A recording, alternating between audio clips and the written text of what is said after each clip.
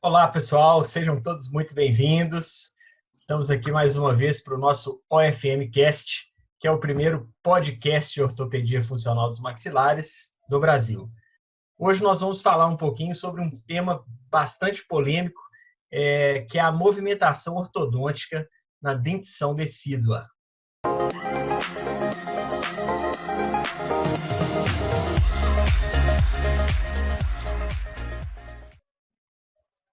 Bom, boa noite, Patrícia, tudo bem? Tudo bem, boa noite. Joia, ainda estamos aqui gravando ainda em home office, vamos dizer assim, né? Sem aquele contato legal, mas eu acredito que em breve a gente já vai estar junto novamente. Se Deus quiser. Mas vamos lá, vamos bater um papo aí a respeito dessa polêmica aí que girou em torno dessa semana, né? Em relação aos toques funcionais, onde a gente comentou um pouquinho a respeito da dentição decídua e tudo, e teve uma discussão muito grande. Qual foi o motivo, né, dessa discussão? O que aconteceu? Conta um pouquinho para a gente aí da história. Tudo começou com uma postagem, né, de um colega, um professor, né, muito conceituado e tudo, onde ele dizia que, na verdade, na opinião dele, tratamentos em crianças deveriam ser feitos com aparelhos fixos. Mesmo na dentição decídua ou mista, porque as crianças não cooperavam com o uso de aparelhos removíveis, né? Então, a gente discutiu lá nos toques funcionais qual que seria a visão, né, dessa postagem, porque nós ficamos imaginando de que aparelhos poderiam ter sido falado, provavelmente disjuntores, barra-linguais, ou até grades para interposição de língua fixas. Ficamos imaginando o que poderia ser e, novamente, chegamos à conclusão de que o foco estava, novamente, em dente, não estava fora do dente, não estava no que está em volta do dente, né? E a gente conversou também a respeito da possibilidade de que, quando a gente intervém adequadamente, mesmo na dentição decídua, a criança aceita bem o tratamento e ela aceita ficar quando o aparelho tem um design e tem uma proposta que vai dar conforto a ela. Então, essa é uma questão que a gente ficou conversando. Legal. Bom, então vamos pegar um gancho aí já, para a gente conversar um pouquinho a respeito da dentição decídua e da dentição mista, né? Quais são os fatores, ou o que a gente precisa considerar, né, quando a gente tem uma oclusopatia nessa dentição, na dentição decídua ou na dentição mista? Quais são os fatores legais aí que a gente tem que considerar? Pois é, essa é uma pergunta crucial para essa discussão que a gente está tendo. Porque se existe numa dentição decídua ou mista uma oclusopatia, é porque alguma coisa não está funcionando adequadamente, levando a essa oclusopatia. Então, se eu cuido da oclusopatia e não cuido do que está levando à geração dessa oclusopatia, eu não estou com foco no local adequado. Então, se eu não tenho uma mandíbula que esteja funcionando adequadamente, dinamicamente, como ela deveria funcionar para estimular o crescimento e desenvolvimento adequado.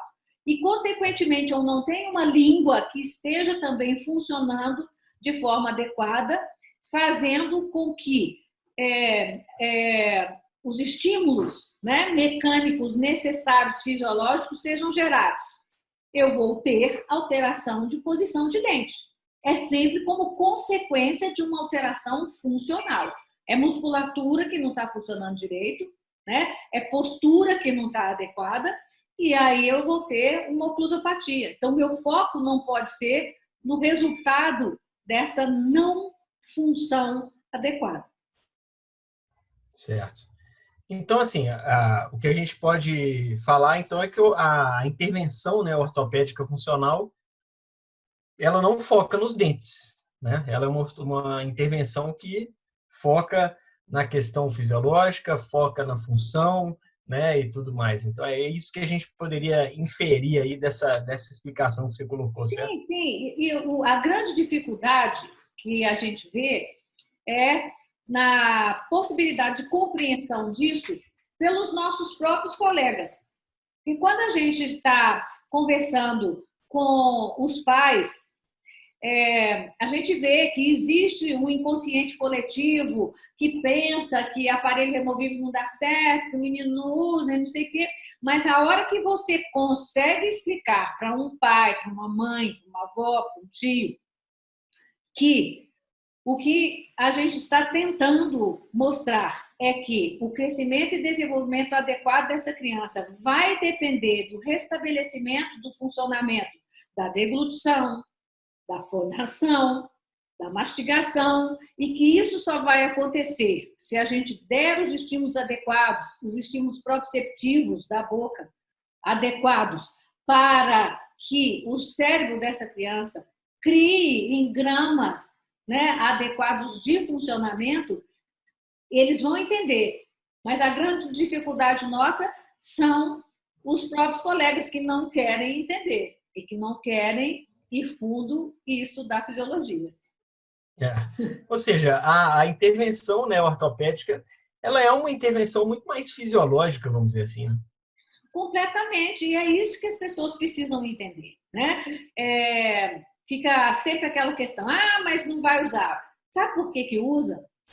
E eu falei isso terça-feira e estou repetindo aqui com ênfase. Sabe por que usa? Porque a criança sente conforto com o aparelho. Se ela tem, por exemplo, vamos dar um exemplo, se ela tem uma mordida cruzada e você usa um aparelho que centra a mandíbula dela, ela vai sentir conforto, porque ela não sabe descrever que ela estava com algum incômodo aqui, que o músculo de um lado estava mais tracionado do que do outro, que existiam alterações, né, de aferências subindo para o sistema nervoso central dela de forma inadequada. Ela não sabe falar isso. Existe um desconforto ali que ela nem tem consciência propriamente dita dele. Mas na hora que você corrige, ela sente conforto. Então, ela passa a usar o aparelho por ele estar dando a ela conforto. Sem dúvida. E assim, uma coisa que a gente também pode dizer, né, é que se a gente não restabelecer a função, né, ou seja, se a gente focar exclusivamente ali em, eu vou movimentar esse dente para cá ou esse para lá, eu vou alinhar aqui e tudo, a gente não vai conseguir ter estabilidade também no tratamento. Exatamente. Por Eu não quê? restabeleço a função, não tem estabilidade. Não tem. Porque o que determina a posição do dente? É o tecido mole, sempre que está pressionando, né? Então, aí, quando a gente fala tecido mole, é musculatura periodal, é língua, é musculatura de pescoço. Tudo isso é que está determinando a posição do dente. Se isso tudo está funcionando adequadamente, dando o estímulo adequado, os dentes vão se posicionar de forma correta. Então, se eu faço uma intervenção que permite que esses estímulos sejam recuperados, eu vou ter estabilidade naquela nova posição dentária que foi obtida como consequência de uma intervenção fisiológica. Não houve nenhuma intervenção mecânica fazendo com que aquele dente, por exemplo, mudasse de posição. A intervenção foi totalmente fisiológica, levou a esse dente se posicionar de uma forma diferenciada, com total estabilidade, porque você trabalhou na causa e não no efeito da desestabilidade funcional. Falando um pouquinho dessa questão de estabilização e tudo, me remete um pouco aqui a questão da expansão rápida da maxila, né? Que é feita aí com o aparelho raso ou em Hyrax, né? Então, assim, fala um pouquinho para a gente o que seria uma expansão rápida da maxila e por que sempre no protocolo da expansão rápida a gente tem que fazer uma sobrecorreção. Pois é, isso é uma questão importante e eu gosto muito que a gente esteja falando também para os pais, né? Então, os pais precisam entender o que é isso. Uma expansão rápida da maxila é uma força mecânica gerada na parte de cima das arcadas, né? A maxila é a parte superior. Então, é uma força intensa gerada que rompe a sutura, né? Que cola as duas M-partes, rompe a sutura e vai abrindo nesse sentido. Então, está fazendo uma força mecânica no osso. E por que tem que sempre ir muito, descruzar muito, ir jogar para fora uma quantidade grande? Porque depois a musculatura vai forçar para dentro de novo, porque ela não foi trabalhada. Quem foi trabalhada foi só o osso. E quem remodela o osso, modela o osso e dá a forma para o osso é o tecido mole. Então vai ter isso aqui forçando de novo e o que vai acontecer? Vai voltar. Então, amplamente expandido, volta uma quantidade e fica numa relação razoável, né? Mas não tem estabilidade. Então, os pais... E assim, sem dúvida, existe uma alternativa mais fisiológica, né, para a gente tratar as crianças nesse caso, né? Explica um pouquinho para a gente isso aí. Pois é, tem uma colega nossa de Portugal, né, a doutora Rita Tavares, e ela usa uma expressão muito interessante e que é a base da ortopedia. Então, ela fala o seguinte, que o melhor alinhador é a musculatura perioral e o melhor expansor é a língua. E é isso mesmo. Então, bacana demais. Não é? Se você consegue que a língua se posicione dentro da boca de forma adequada, ela vai fazer a expansão correta que ela está predisposta a fazer.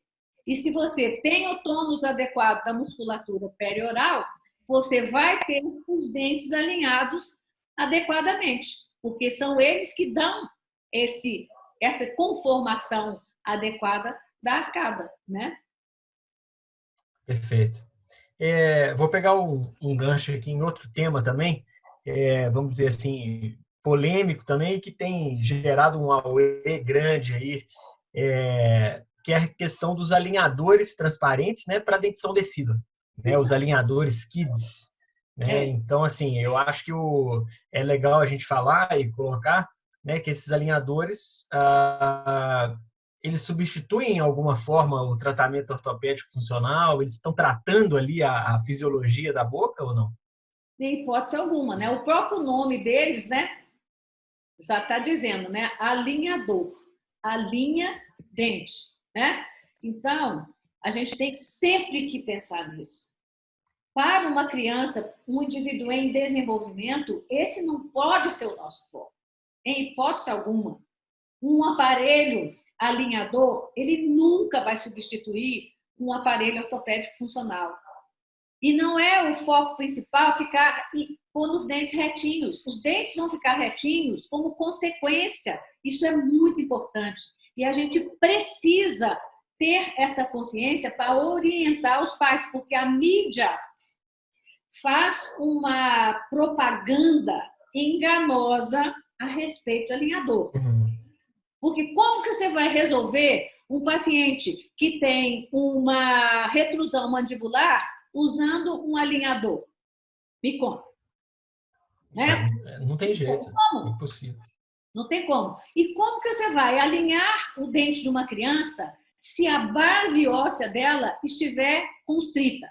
Então, é isso que os pais têm que entender.